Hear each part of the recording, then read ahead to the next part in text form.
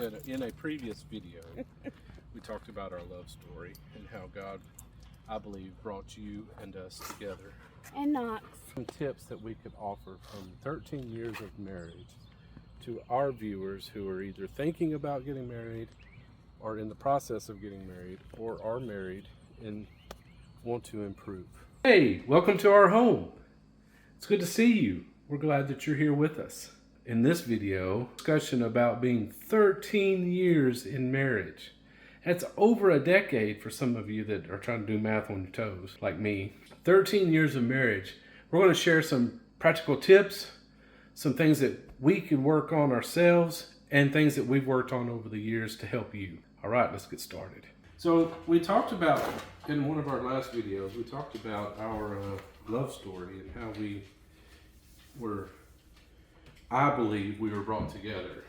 Yes. You believe that also? Yes. What is it that you love about me? In the 13 years together, what is it that you love about me? Excuse me. I mean, there are a lot of things I love about you. I love your kindness, how you're kind to not only me but others. I will have to say that one of the things that I love about you is your heart and how you care for people and for so many others in not just our relationship but in our family and even with your friends, and that big heart that you have is one of the things that I love about you. What are some of the things that I could work on in our relationship? I mean, that's kind of awkward and on the spot. I mean, I'm not asking you to criticize me. I'm just saying some of the things that I could work on. You know, we all can work on, myself included, but I mean, we all can work on things like patience, understanding, expectations. I think sometimes, like, when we don't feel well, and we're and as you know, I've had a lot of not feeling well, but when we're not feeling well in the middle of doing stuff, sometimes, even though it's not true, sometimes we feel like we're the only one doing things. So if I'm super tired and I feel like, well, I'm cooking this meal or I'm meal prepping and I'm trying to do the dishes and Knox is needy, or, you know, even though you do a lot and you do more than I'm going to say 90% of the husbands do around the house, because you will do laundry, you will do dishes, you will cook, you will clean, you know, so I mean, you really do get in and help with things. Sometimes gets or feels one-sided in those responsibilities for a period of time, short period of time, but then you think, well, I'm the only one doing anything, and it's easy to get, you know, with the other person. I don't think that I'm gonna argue my side of this for a second. It's not that I'm impatient with you. It's just that I am like you in school. You have students that you deal with all day long, and so when you come home, your patience is already here. And the work that I do, I have that same thing. And so as husbands and wives do, sometimes they end up coming home and kind of venting onto their spouses, which is not the right way to do it. One time we were working in the school system together, and I thought it would be a wise idea, since we were going to the same direction and within a half a mile to a mile apart in our places of work. You were in the school and I was in the office, that we would ride together. And you spoke up very quickly after the first few days that said, no, I'm not riding back home with you because you're venting it all out before we get home. And that's one of the things that... That's not entirely true. I usually kind of let my thoughts out as I travel home from work. And that's in hopes to not bring it home on you. Well, I will say also, like, we are two very different people in the morning. I mean, we're two very different people anyway. And I think most of the time we complement each other. Mm-hmm. Sometimes that's not the case. And so one of those times is the mornings.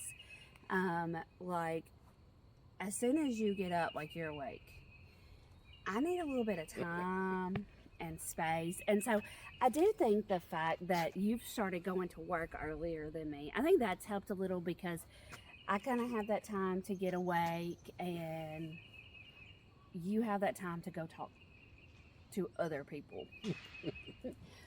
Obviously I teach kindergarten, and so I talk from the minute I get to school to the minute I leave, and there is literally no silence. It's just like I'm just talking nonstop. So when I get home from work, I just want to sit down and scroll through my phone and be quiet and not have to make a decision about anything, because I have made a million decisions in 7-8 hours, and like I just want to have to not think, not have to do. You, on the other hand, you may or may not, like when you worked at the state, you didn't have, because so many people were still working from home, you didn't really have people to talk to. Oh, I talk to them. And They were then just virtual.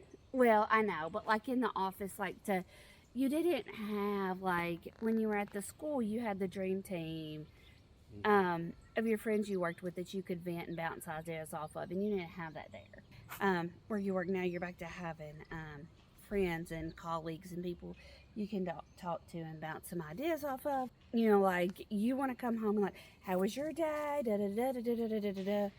And so sometimes that is challenging for us because we're very different in that. We're two different sides of when we go to bed.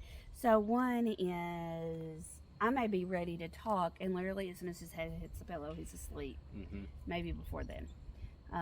6 nights of the week is the way I am. Yeah, and I need lots of flipping and flopping and head turning and hi baby, all the things to go to sleep. And you have learned this over the years not to do this to me.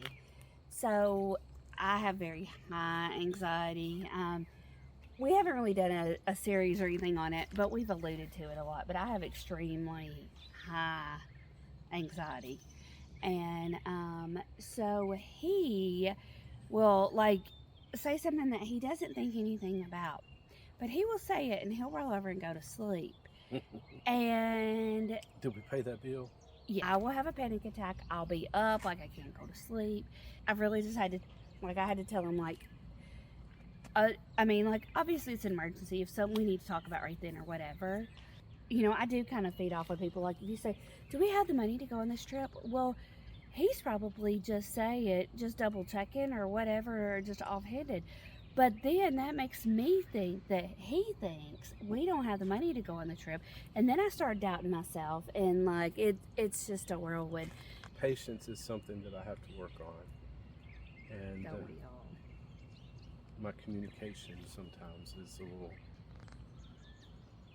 spontaneous. I'm guilty on the other hand. If I'm home, because being a teacher, there are times that I'm home and you're at work, and I'm planning a trip in my head or thinking of something, and I message you and ask a question, you're like, well, we'll talk about that when I get home. I don't know, because of my anxiety and my OCD, then that stresses me out. Some tips that we could offer from 13 years of marriage to our viewers who are either thinking about getting married or in the process of getting married or are married and want to improve.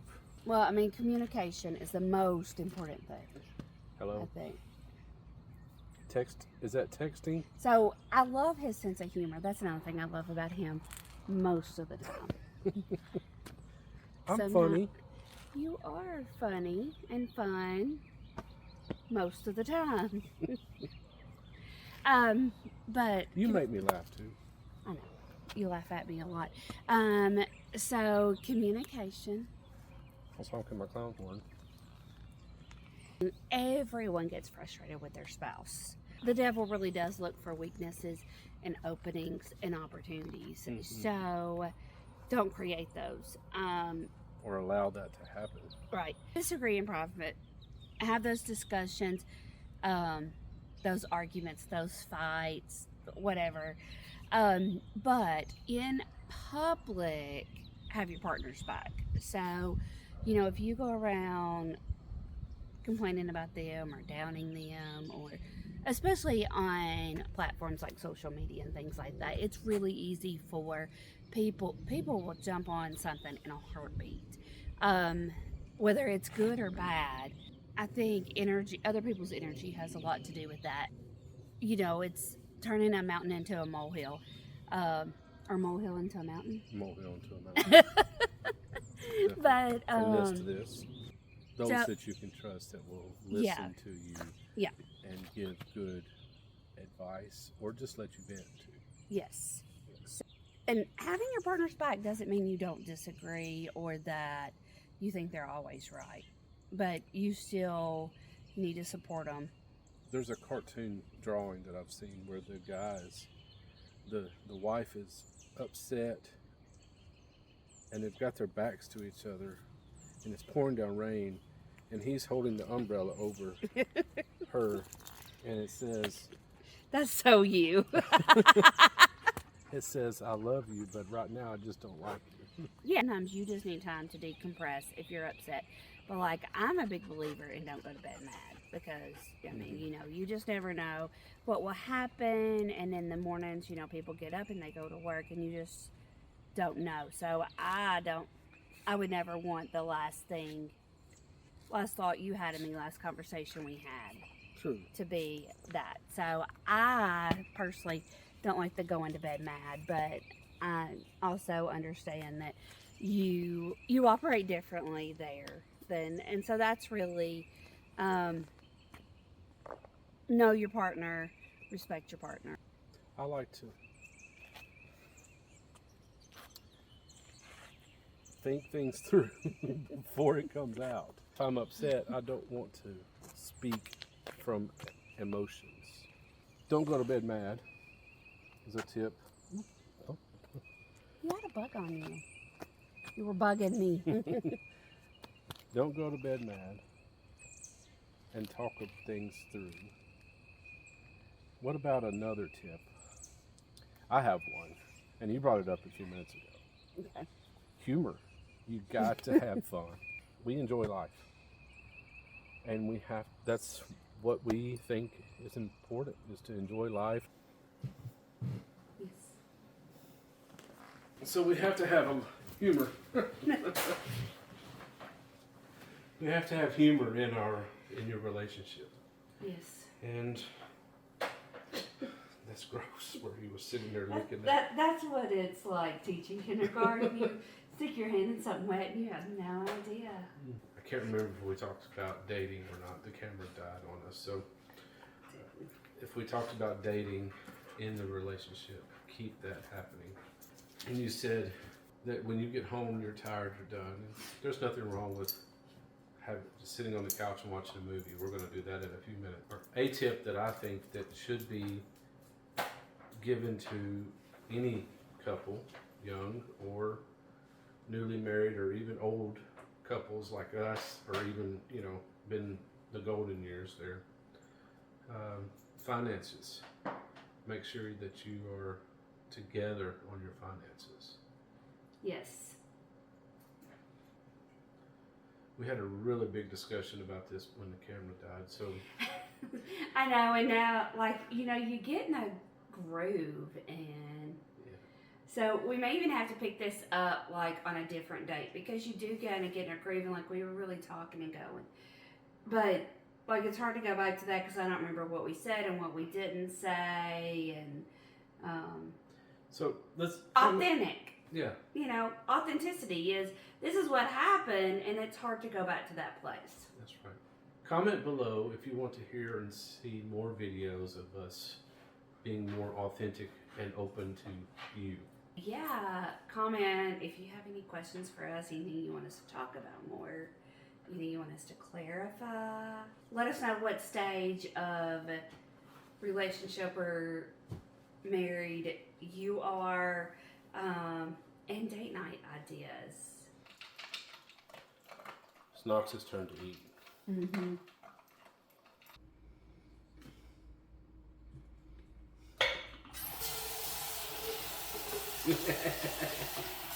You know what I'm doing, aren't you? Because you called me out.